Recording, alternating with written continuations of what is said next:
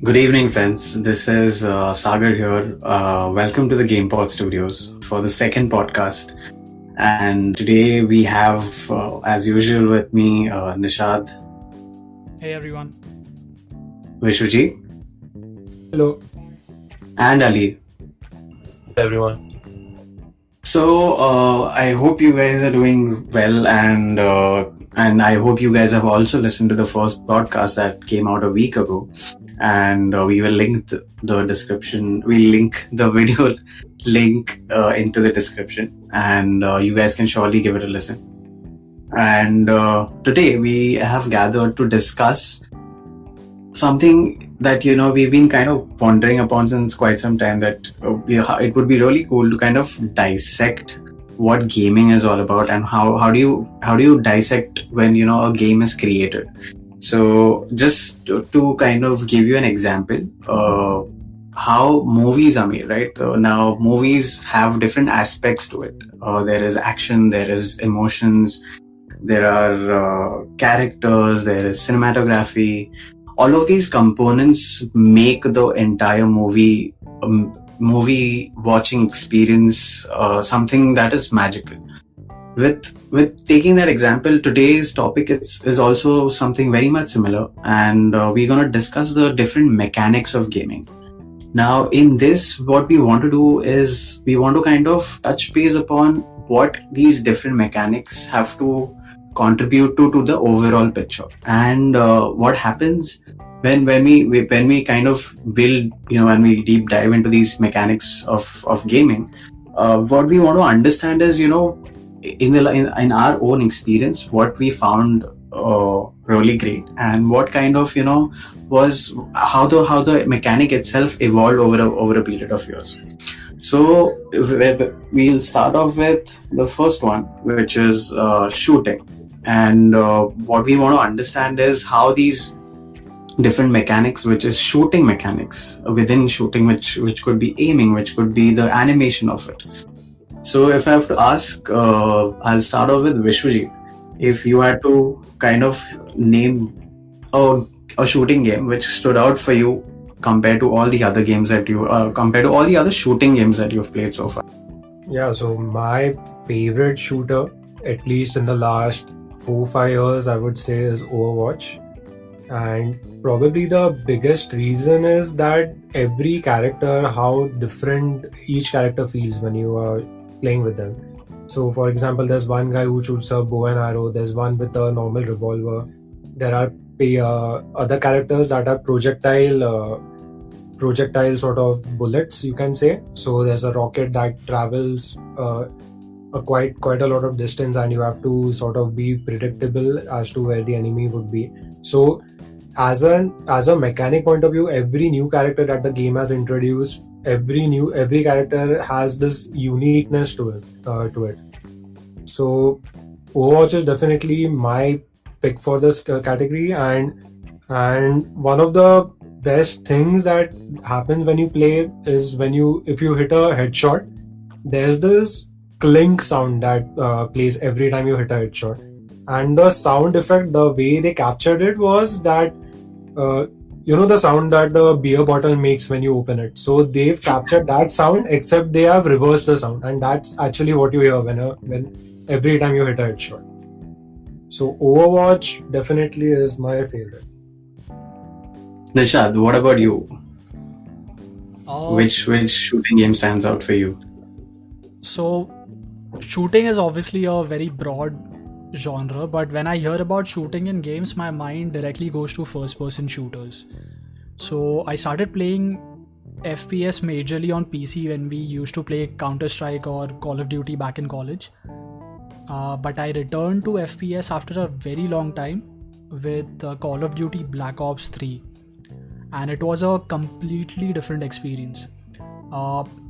COD games have almost always been great at getting the shooting mechanics right, because that's the whole game about. And this particular one, Black Ops 3, for me personally was one of my favorite ones, mainly because of the pacing of its multiplayer. And also many people don't consider its campaign as one of the best, but for me personally, it was a very good campaign with a very good storyline. And while playing, I also found it to be very average. But when I actually saw the story behind, and all the theories behind the story which went on Reddit and other websites, that time I found it to be amazing. I would also like to give a special mention to Halo, because I recently played the remastered version of the first game, and although it's an old game, the shooting mechanics seem to be really fun. So I hope to explore it further in the coming days. It's not your normal shooting game, like it's not a military shooting game, so it has that aspect of particle effects and everything, and also the AI players, the basically the NPCs, they are very intuitive, I found, in Halo, because they also dodge themselves. Okay. So I found that to be a very unique mechanic to Halo, probably. True. Yeah. Saga, which one is yours? For me, it is Modern Warfare, because I recently played it and I think I kind of liked it. And Destiny somewhere does come close to it, even though we played it for a very short period of time. But yeah, I think the shooting experience that I had with Destiny was quite seamless. But I feel Call of Duty Modern Warfare is what kind of gave me a pretty smooth experience in terms of shooting and aiming, in terms of the kind of I felt quite involved into the game while I was like it's even though it does have a campaign story along with it, but you all constantly are involved with your guns and your weapons. Also, one more aspect that I wanted to touch base upon about shooting was the upgrading of it. Like, as you move forward in a game and your weapon gets upgraded. Like, do you guys prefer, finding upgraded weapons, or do you guys prefer, like certain games do have the feature of, kind of upgrading those weapons by yourself by collecting certain spare parts, and then you upgrade it by yourself. I feel the customization part really attracts me. Is it the same for you guys as well? So actually, I prefer if all the upgrades are instantly available to you. So Overwatch does this, where you don't have to do anything to unlock the new character if the game introduces a new character. So in case of Apex Legends, you know how if they introduce a new legend, you have to either buy with the in-game currency that you earn after playing over a period of time, or you buy the currency through microtransactions. So I would actually prefer having a gun and all the customizations available from the very beginning, so that I can mold it according to how I want. Right. What about you? So if I'm not mistaken, your question was basically the upgrade levels, right? So for example, in Apex, when we start with a gun, we don't have all the standard stock and everything, and then we collect it and build it. Right. And another example of that would be in Last of Us, how we upgrade the guns and we put the silencer in and whatnot. Correct. So personally, I would rather have all of that upgraded. I mean, from the get-go. From the get-go, okay. So yeah, my answer is twofold. So I prefer upgrading in a story mode. So in Last of Us, it was fine, but in a particular shooter game, I would prefer it to be like Vishwajit said, from the get-go. Got it.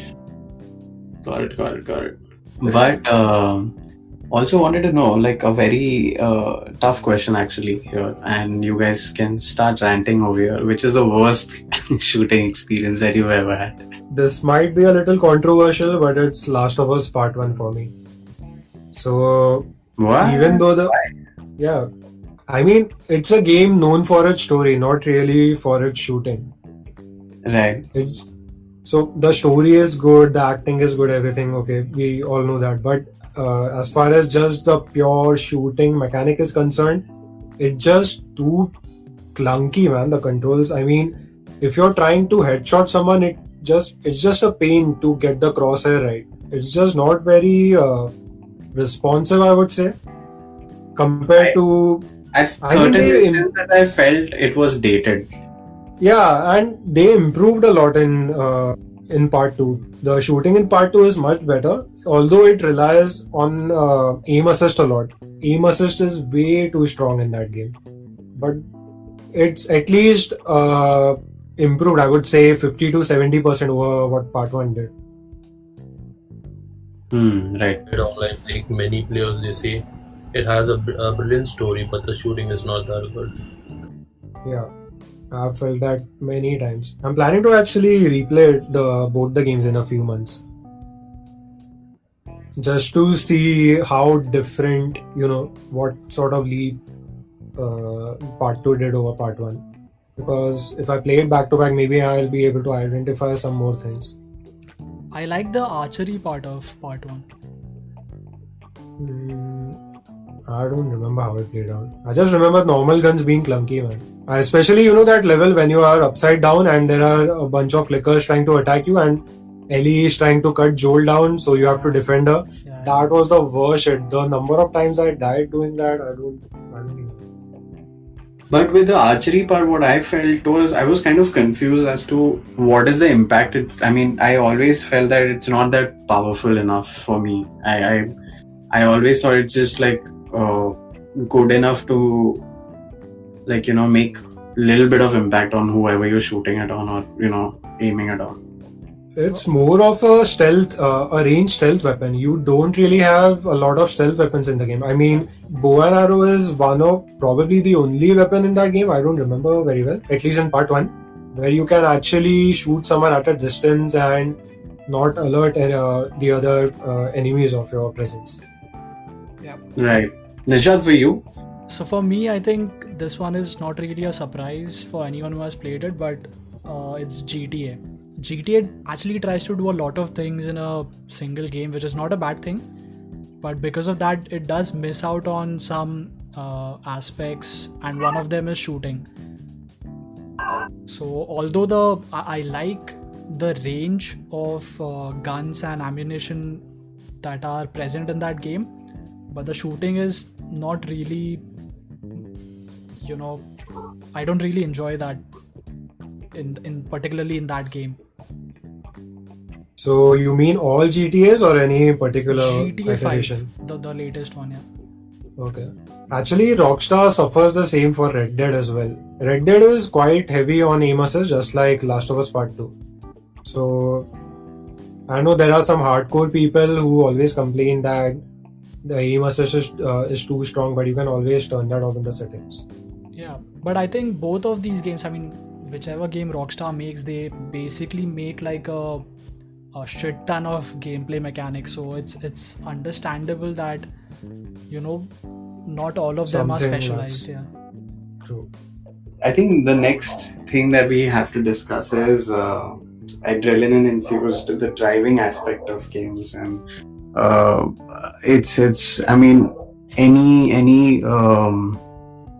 any friend of yours, if you would go and ask them, and they may not have played all types of games, but driving is something that probably everyone and anyone has played, any driving related game. And for us, where it started for me, we started with, I personally loved the Need for Speed, Burnout. I think over there also the GTA kind of feels that you didn't have a lot of rules. You could destroy anything and everything in a car is what appealed to me. And I remember we used to play a lot at Nishad's place. But I think you guys I don't know if Burnout was your special as well. For me, Burnout was special. So Burnout Revenge basically was one of the best games, and I enjoyed it a lot because I was a fan of Road Rash as well. But personally for me, if you see in the driving genre, I like the Need for Speed Underground 2. I think it's one of the best driving games that ever was created. I'm hoping that it gets a remastered in the next few years.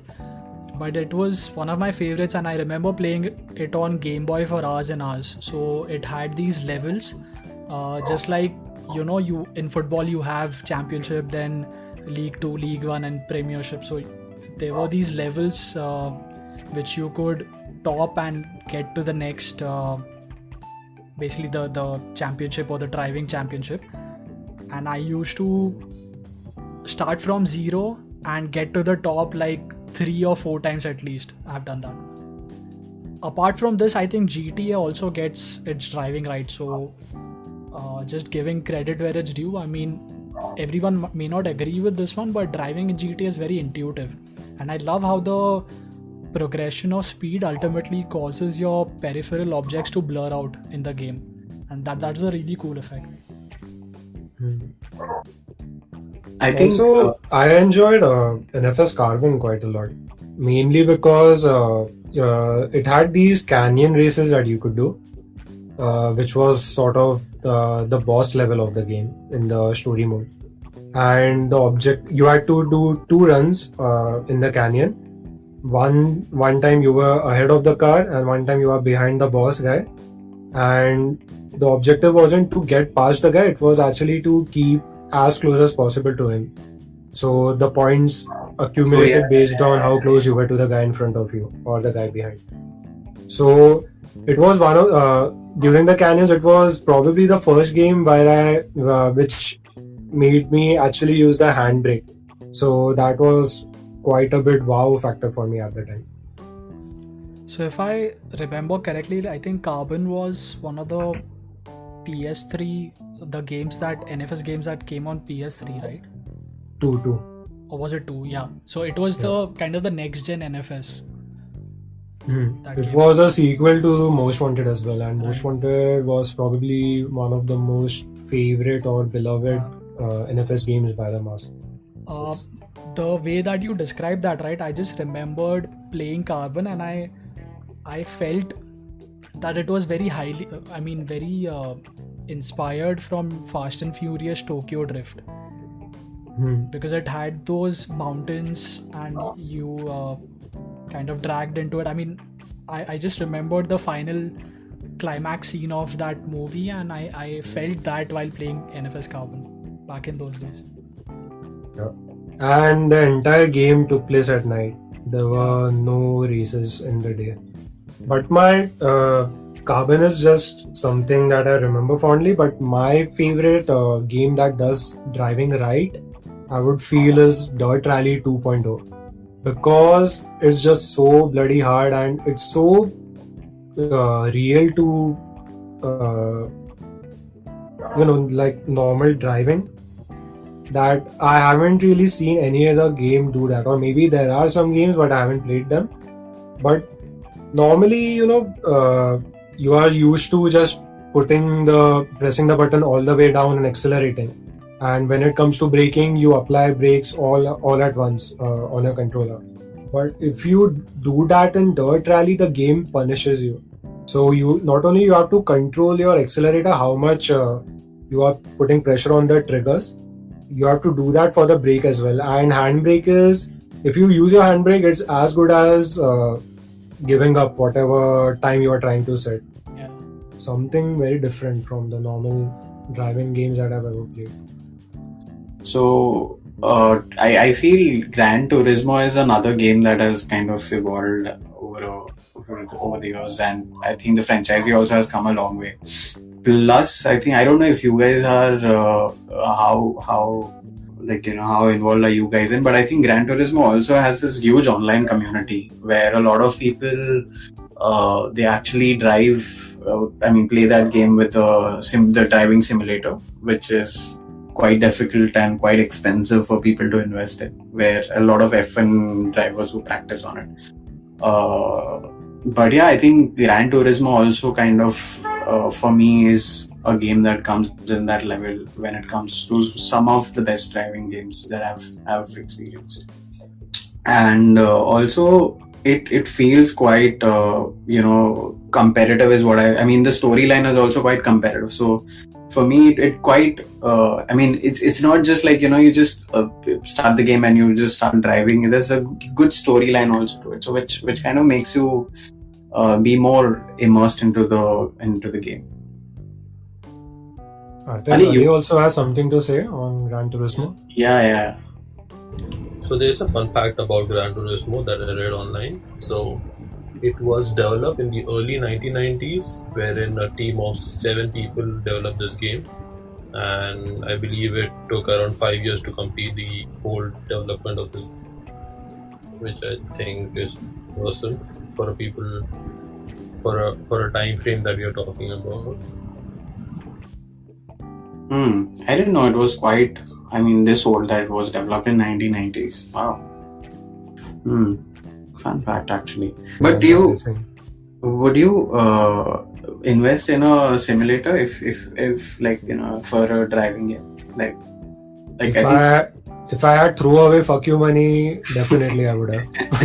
But since I don't, and I'm saving up for the PS5 and a 4K monitor, so no, I'm probably not gonna do that.